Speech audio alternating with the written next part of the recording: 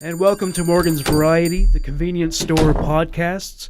No ID required. Sorry, no Lucy's.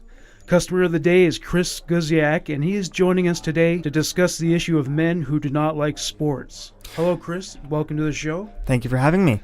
So many people support the theory that a man's lack of interest in sports indicates that he is less masculine. How can you disprove this theory? Well, I've heard a lot of people say that if you don't like sports, it's just something you don't like. People can be aware of something but not be well versed in it, and that doesn't mean that they're any less than anybody else. When men do not participate in or partake of sports as entertainment, do they miss out on something important, and why? Well, I guess in a way, being part of a team is playing sports. And I guess when you're growing up, you kind of need that camaraderie and kind of learn how to be a leader or be part of a team. And in a way, they could be missing, but all you have to do is there's many different outlets that use the same principle. Being in a drama club or anything like that kind of deals with the same thing. So you just got to find something else that works for you. Another perception people hold of men who are not interested in sports is that they're weak. Are they onto something? Give an example. I mean, I don't think they're weak. It's just they don't feel. Do you think they're right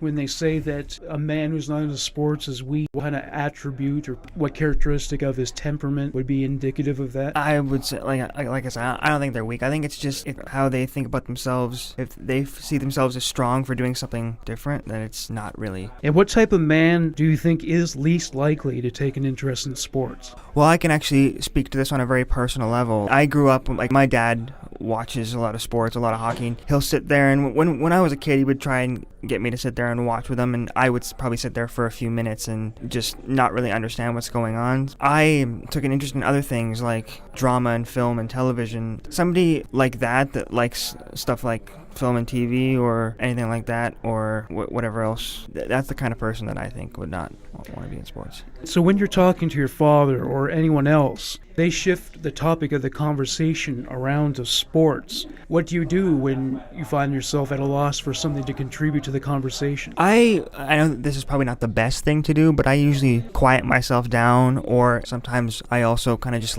slowly back out and leave the conversation entirely, which, like I said, is not the best thing to do when you're kind of in that situation. If you have nothing else to contribute, then it's just how I deal with things. Or maybe you could just wait until the conversation dies down again and then jump back in with another kind of conversation starter. Yes, and some people may actually perceive that lack of interest or contribution as being worthy of criticism. They may feel like this is a character flaw, like your lack of interest in sports is a character flaw because you're a man. How should you respond to that accusation? You should just because you can kind of, I guess, put that same question onto them. Ask them like, well, you don't like kind of what I enjoy, but that doesn't mean that you're flawed. It just means that you like different things, and that's just how it works for me. Like my brain doesn't have the attention span to kind of sit and watch 4 periods of hockey, or it just shifts to other things, and I need to do things that help kind of make my brain flow that way. And you mentioned that you've been interested in film and television and drama in the past instead of sports. That's right. So just taking that from the micro to the macro for a second, to what kind of entertainment and subject matter do you think a typical man with no interest in sports is likely to gravitate?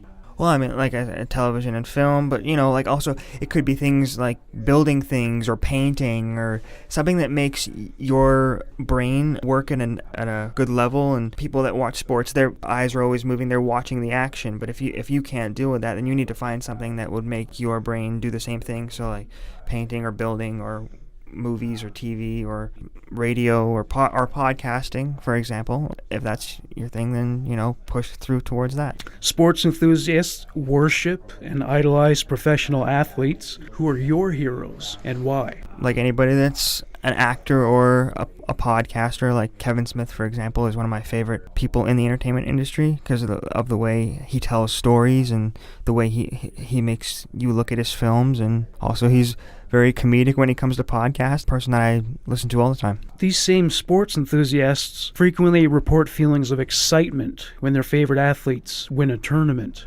What excites you? Well, it's just one thing that I enjoy is going to Fan Expo in Toronto every year and seeing those people live and in person. Like I met Kevin Smith, I think it was 2 years ago now, and I got a picture taken with him and I asked him a question, and it was a really great feeling, to be in that same room with him and kind of know that he's a very nice person in real life. And to take this to sort of philosophical realm for a moment, many sport lovers insist that a man who does not love sports can never be a quote-unquote real man.